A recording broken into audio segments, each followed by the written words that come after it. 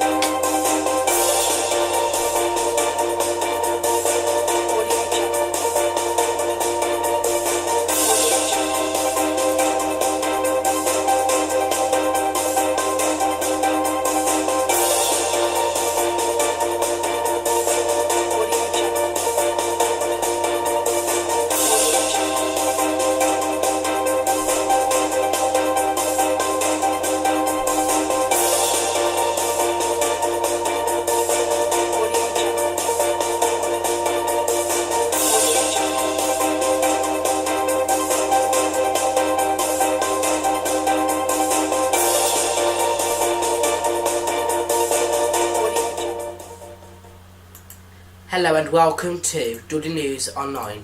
Today's top stories. Breaking news now as the father of the stabbing victim Miley Billingham will undergo surgery.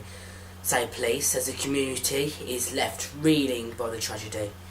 Miley, aged 8, was rushed into hospital with serious stab injuries after the attack at her home in Brown Hills, but died a short time later. It is believed her father, Bill Billingham, was found at the address with a stab wound to his stomach. He has been arrested.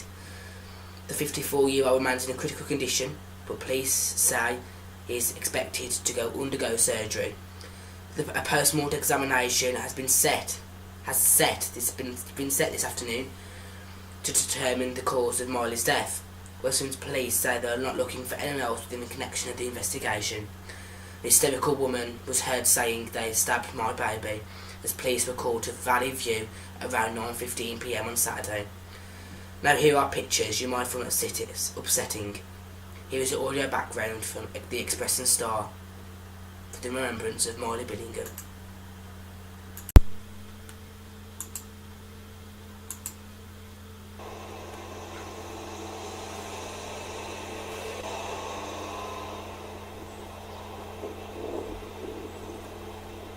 I couldn't believe what I saw in this street. There were police cars both sides of the road, ambulances, all sorts. And there were tyre marks on the grass when you don't see a bit of them. And I thought, something to do with drugs. I didn't know there were any kids in there or women. Never saw a girl there at all, never saw a woman there. Obviously the news this morning, there's an 8-year-old little girl yeah, I did hear that, yes. I don't know what to say about that. I'm just totally stunned.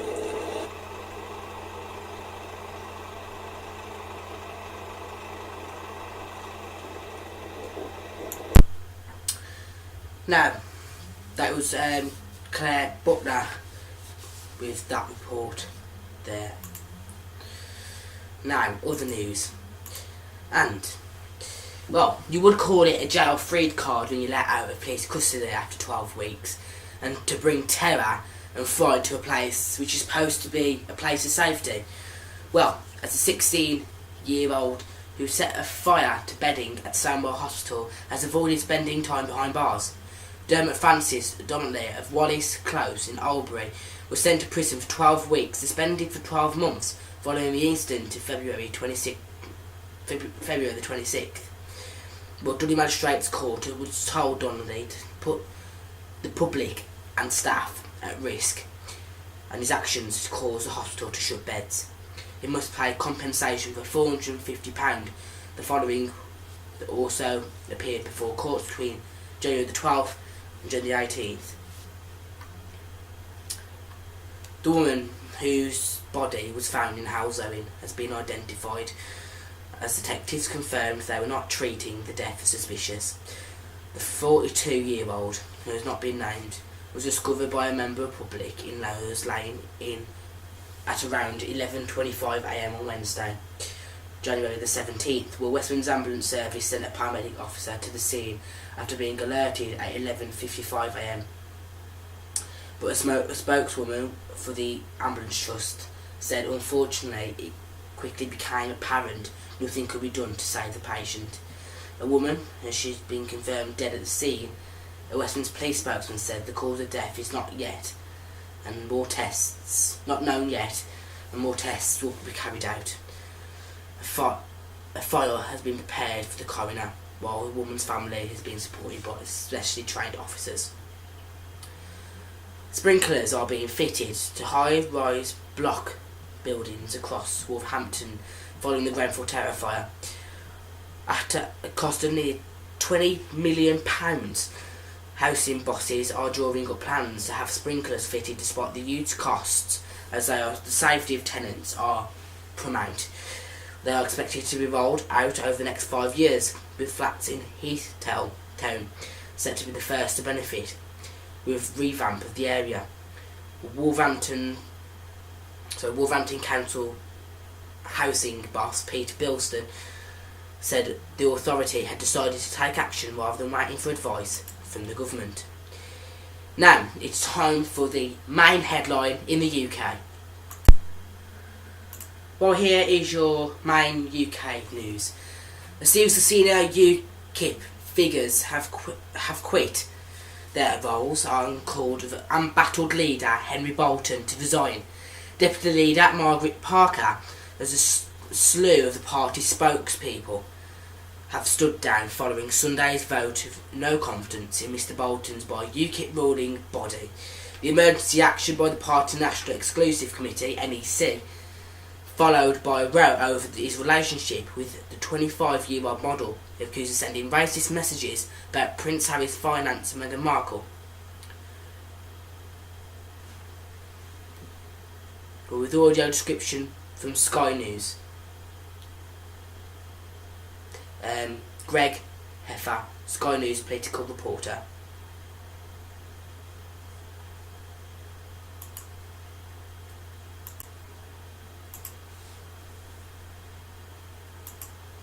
That is utter tosh again. I'm getting letters from branch chairmen, from regional chairmen across the country saying, do not go, you leave, the party is dead.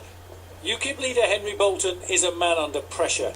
His party top brass want him out after he left his wife for Jo Marnie, a glamour model less than half his age, who posted racist tweets about Meghan Markle, and the tension is showing. The future of this country is not dependent upon whether I've left my wife or whether I've had a relationship with somebody else. It is dependent upon the politics that I get the party to deliver. That is what matters for this country and the people of this country. And that's what I'm going to do. And that's why I'm not going anywhere. And is your relationship with Jo Marnie finished, gone, over completely? We're still in contact for a number of reasons. What does that mean? I think it means that we're still in contact. The other day we were talking about the fact that she's had death threats against her. I'm trying to help her to rebuild her life. It wouldn't be human of me to do otherwise. It seems like you're trying to have your cake and eat it. You're trying to distance yourself from the remarks she made about Meghan Markle. She's resigned from the party. She has apologised publicly, and she has apologised to the members of the party. I'm drawing a line under it, and I'm not going to discuss that anymore, nor my marriage. I'm going to discuss politics. If you want to talk about politics, let's move on with that. Let's just finish this bit. Are you not having a relationship with Jo I've Marnie? got no further comment to make than the comments I've already made on that. The only comments I've got to make now are about British politics, and that's what I'm going to do. So it's still up in the air. You may be still having a relationship with Jo Marnie, is what you're telling me. Define relationship, please. Now, I'm not going to discuss it anymore, okay? I really am not.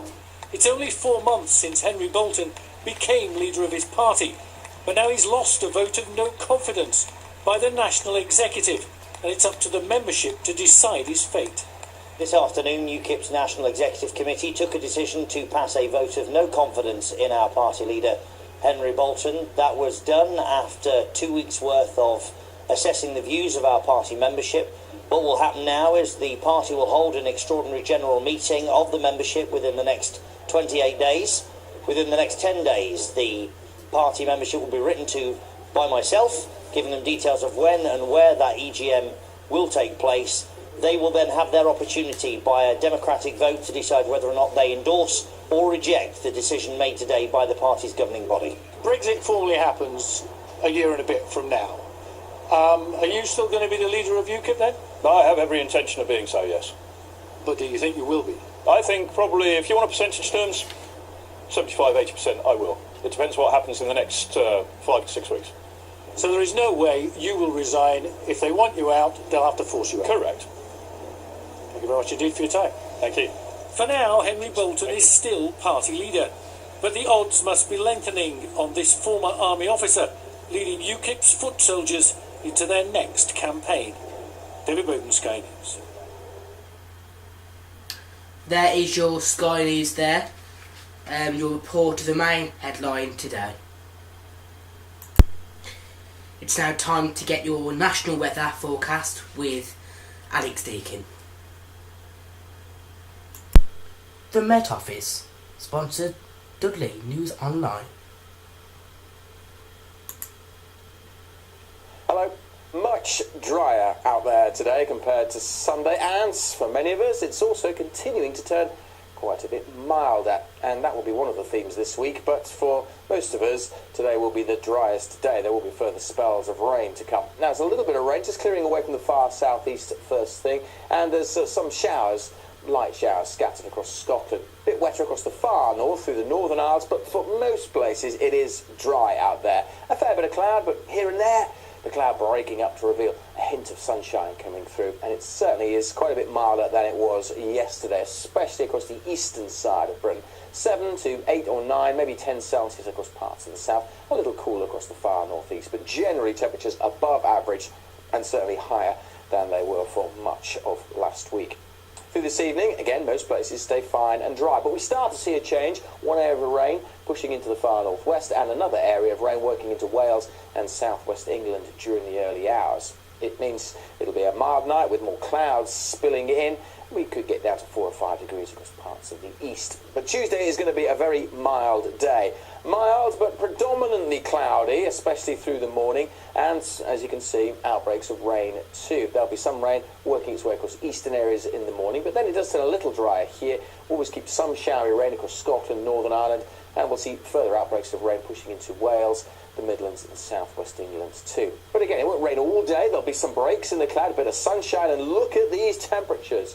Double digits almost entirely across the board, a little colder in the far north, but where we see some breaks in the cloud, 12, 13 degrees is expected. So pretty mild day really through Tuesday. Tuesday evening, again, most places will be dry and fine with clear spells at first. Some showers in the far north, but notice behind me there's another batch of wet weather waiting to swing in. That's also going to bring some very strong winds for a time on Wednesday. And the rest of this week does look very changeable. There'll be bouts of rain swinging through, often pretty blustery as well. It turns a little cooler through Thursday and Friday, but not as cold as last week. And generally the weather not as excitable as it was last week too. But there's still plenty going on. There's more on our websites, and of course you can get a full week ahead forecast on our YouTube channel.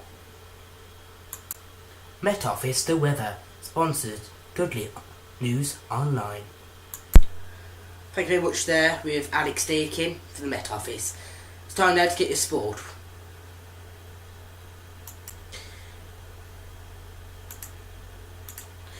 Now, Dave King says he's frustrated that his title-chasing Cliverdale side has been unable to build millennium since the turn of the year. Dale were again left without the game last Saturday after their home clash with Malvern Town fell victim to a Warlock pitch. It means that they've played just one league game in 2018. King said it is frustrating, and even though it is the same for many clubs, we still want to try and build ahead of steam. We have put the work in the training ground, but nothing beats actually playing game. Stourbridge were outplayed by their host Chester in tough conditions, which meant leading Flow Rugby was off the agenda. Well, bad weather took its toll on the playing surface as Stour suffered an early blow when the first choice centre Bob Conley put his hamstring pulled his hamstring just 15 minutes before kick-off.